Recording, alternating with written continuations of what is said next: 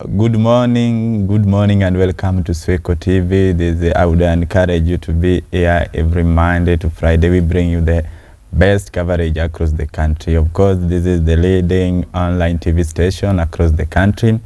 And today we are looking at the aftermath of the SABA SABA. Of course, yesterday we had got protest and not really the entire nation, but people showed up in various views. We are going to look at it in the entire show up and rather everything that happened yesterday. So allow me to take you through maybe how things were as we encounter the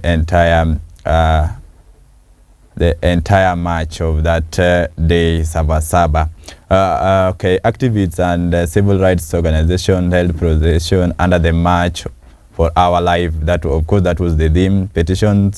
Petitioning Parliament to address police brutality, extrajudicial killings, and enforced disappearance. While youth in Mombasa held a peaceful marches, gatherings in Nairobi was largely affected by the strict security presence. Security and the CBD operations, security agencies deployed razor wires, barricades, and heavy anti-riot patrols to restrict large assemblies in Nairobi. Vehicles and buses were heavily screened, forcing long walks and causing major traffic disruption for commuters heading to work. Let's have a look at maybe the business and routine.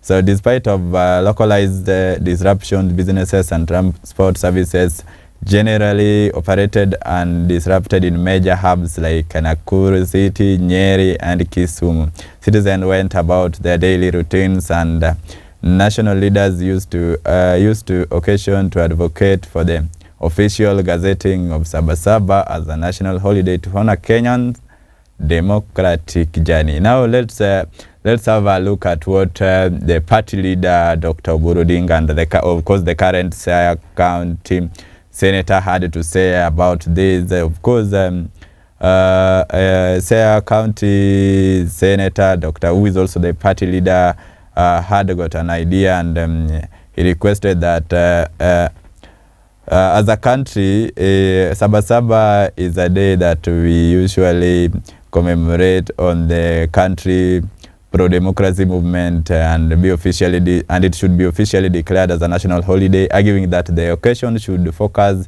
on honoring Kenya's democratic achievements and the sacrifices made to secure political freedom. SABA SABA observed every 7th July. Of course, it commemorates the 1990 pro-democracy movement that demanded the repeal of Section 2A of the former constitution, paving the way for the return of multi-party democracy. The movement later culminated in far-reaching constitutional reforms, including, of course, the promulgation of the 2010 constitution. Let's look at what the Siaya governor had to say, James Hagri Orengo. He, of course, yesterday he addressed the press, so let's have a look at this.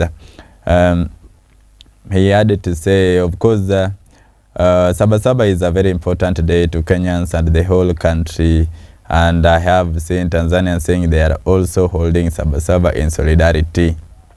That's a quote from him. The quote continues, "If you speak to citizens today, their condition is poor, the cost of living has gone up," he said.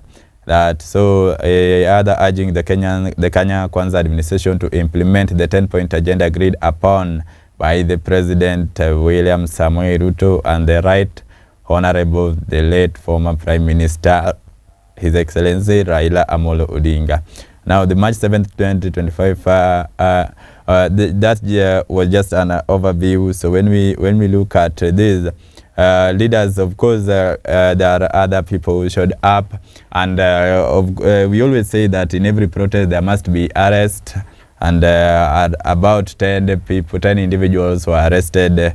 But again, in as much as people could march to Parliament, or rather, in as much as activists could have interest in marching to Parliament, the journey was somehow tough, and rather never favored them at any cost, because we realized that They were arrested, some individuals were of course arrested, and as we always, nowadays it's becoming a routine whereby the police officers have to arrive with the unmarked vehicles and of course and covered faces. So again, when we look at what the activists had to fight for, the journey continues. There is no change that actually came on, because when we talk of maybe the extrajudicial killings or rather addressing police brutality and enforced disappearance, we come to a scenario whereby the people who are arrested, activists